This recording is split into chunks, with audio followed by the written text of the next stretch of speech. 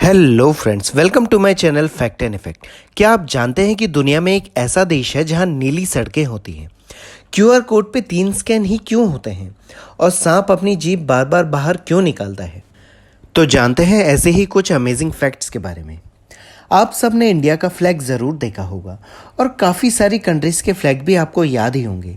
जैसे हर एक कंट्री के अपने फ्लैग होते हैं, वैसे ही अर्थ का भी अपना एक अलग फ्लैग है, जिसे धरती यानी अर्थ का इंटरनेशनल फ्लैग कहा जाता है। क्या आपको ये मालूम था? कमेंट करके ज़रूर बताइएगा।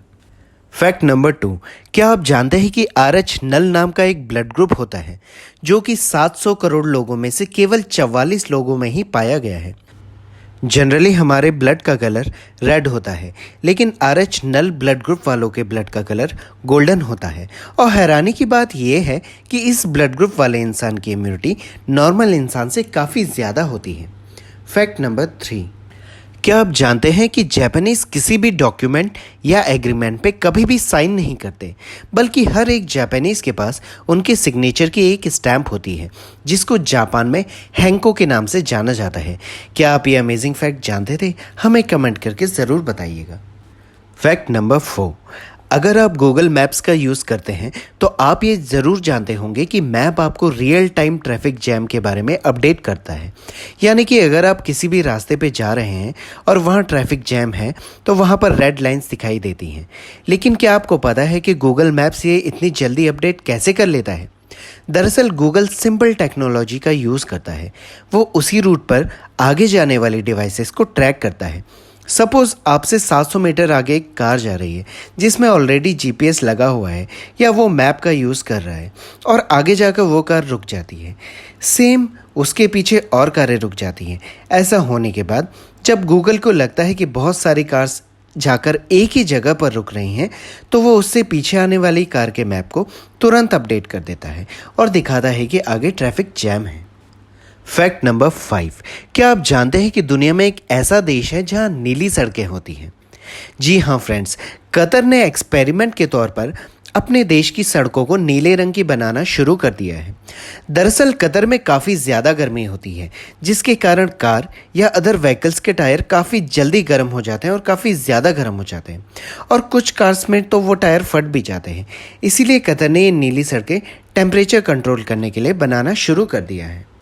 फैक्ट नंबर 6, एल्विया फ्रांसबर्ग दुनिया की पहली ऐसी लड़की हैं जो कि क्रोमोसोम 6 डिलीशन नाम की बीमारी से ग्रसित है। इस बीमारी में पेशेंट को न तो भूख लगती है, न प्यास लगती है, और न ही दर्द होता है, और न ही उसको नींद की ज़रूरत होती है। आमतौर पर जब इंसान काफ़ी समय तक सोता नहीं है तो वो थकान महसूस करता है, लेकिन इस बीमारी में ऐसा कुछ भी नहीं होता है। साल 2016 में इस लड़की का एक कार एक्सीडेंट हुआ था। हैरानी की बात यह है कि इस लड़की को एक्सीडेंट के बाद भी किसी तरीके का पेन नहीं हुआ था। इसके बाद डायग्नोसिस में ये पता चला था कि इस लड़की को ये बीमारी है, इसीलिए इस लड़की को बायोनिक गर्ल के नाम से भी जाना जाता है। लेकिन अमेजिंग बात यह है कि पूरी दुनिया में ये लड़की अकेली इस बीमारी से ग्रसित है। फैक्ट नंबर 7, दोस्तों आप ये ज़रूर जानते होंगे कि सांप अपनी जीभ बार बार अंदर बाहर करता है, लेकिन सांप ऐसा क्यों करता है? एक्चुअली सांप अपनी जीभ बार बार अंदर बाहर करता है तो वो अपनी जीभ पे वातावरण में मौजूद मॉइस्चर को, गंध को और आसपास के कणों को चिपका लेता है।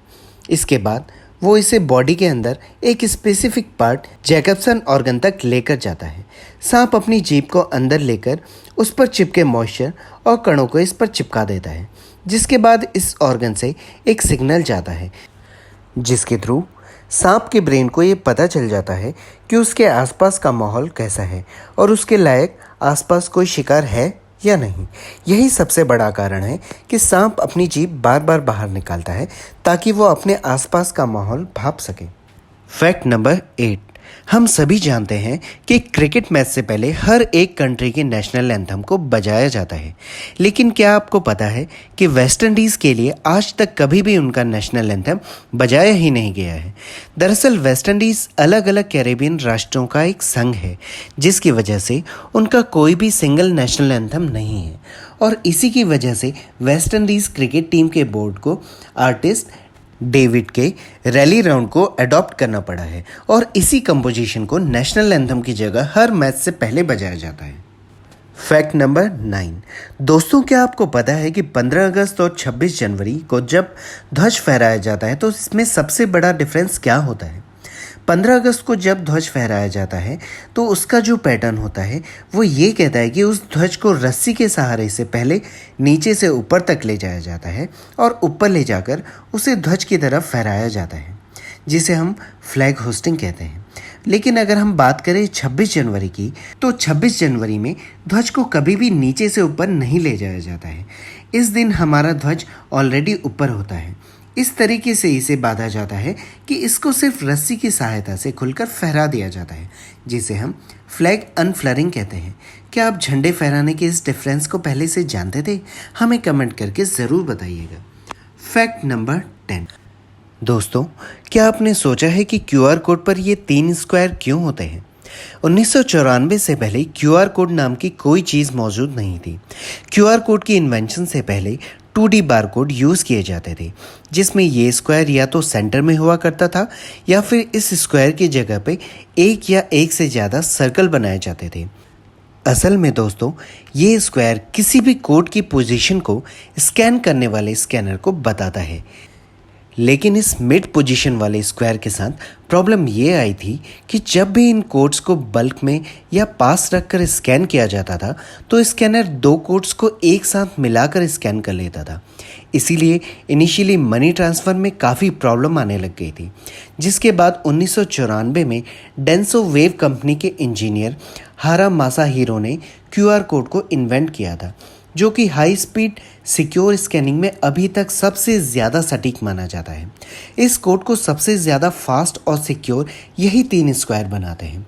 चौथी साइड में मौजूद ये छोटा सा चौथा स्क्वायर उस क्यूआर कोड के अलाइनमेंट को स्कैनर को बताता है, यानी कि वो कोड सीधा है, टेढ़ा है या फिर उल्टा है। क्यूआर कोड का मिड पैटर्न प्रोडक्ट की सभी डिटेल्स, जैसे कि प्रोडक्ट की कैटेगरी, कॉस्ट या फिर प्रोडक्शन से जुड़े सभी वेब लिंक्स को स्टोर करता है। फ्रेंड्स, आई होप कि आपको हमारी ये वीडियो काफ़ी पसंद आई होगी। प्लीज़ इसे ज़्यादा से ज़्यादा शेयर करें और कमेंट करें, and please subscribe our channel. Thank you.